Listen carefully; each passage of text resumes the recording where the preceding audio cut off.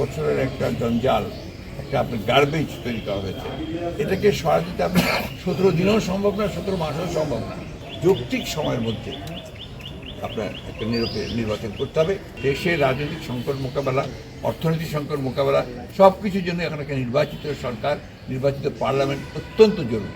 সরকার আছে, তারা এখন পর্যন্ত নির্বাচনের কোনো রোডম্যাপ দেয়নি।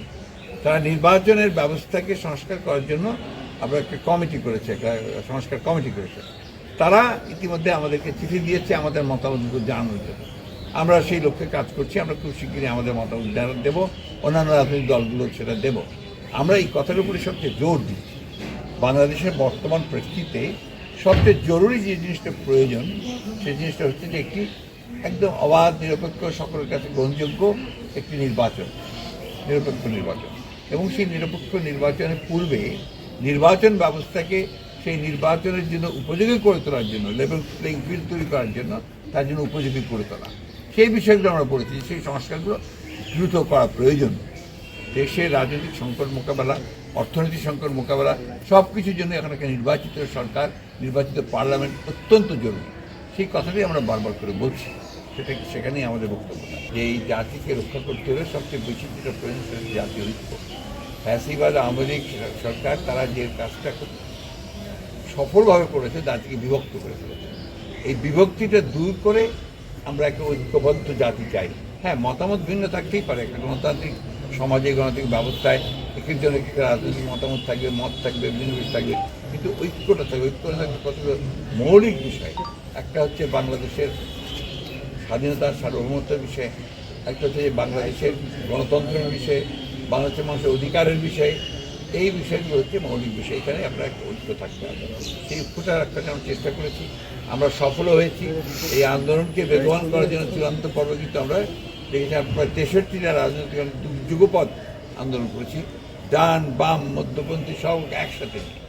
সেদিক থেকে আমরা বলবো যে এটা অনেকটা কাজ হয়েছে, এবং সেই কাজের ফলে আমরা দেখেছি যে আপনার চূড়ান্ত অভ্যুত্থানের মধ্য দিয়ে বিজয় অর্জিত হয়েছে। এখন যেটা আমাদের দরকার, সবচেয়ে বেশি দরকার, যে কথা আমার কাছে সবচেয়ে মনে হয়, যে জাতি হিসেবে আমাদের অসহিষ্ণু হলে চলবে না, সহনশীল হতে হবে। এত বড় একটা 17 বছরের একটা জঞ্জাল, একটা আপনার গার্বেজ তৈরি করা হয়েছে। এটাকে সরা দিতে আপনার 17 দিনেও সম্ভব না, 17 মাসেও সম্ভব না। এর জন্য আপনাদের যারা আছেন তাদেরকে সময় দিতে হবে। তাদের প্রধান যে দায়িত্ব, সেটা আমরা বারবার করে বলছি, যে তাদের সবগুলো সংস্কারে হাত দেওয়া আমরা মনে করি যে খুব বেশি প্রয়োজন নেই। সেটা নির্বাচিত যে পার্লামেন্ট আসবে, সেই পার্লামেন্ট সেই কাজগুলো করবে।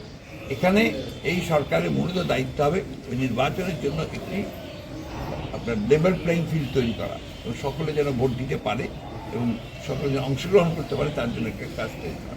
আর সেই ভোটে রিগিং করার যে ব্যবস্থাকে আমলি করে নিয়েছিল, সেটাকে নির্মূল করে নিরপেক্ষ লোকজন থেকে নির্বাচন পরিচালনার জায়গায় বসানো। যৌক্তিক সময়ের মধ্যে আপনার একটা নির্বাচন করতে হবে, তার রোড ম্যাপটা সরকারকে দিতে হবে।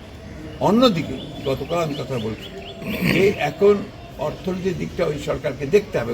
রিয়েলিটি আপনি যে কথা বলছেন, আমি এসেই খোঁজ নিয়েছি এখানে চালের দাম কত, আলুর দাম কত, সবজির দাম কত, পেঁয়াজের দাম কত, মরিচের দাম কত, অনেক বেড়ে গেছে।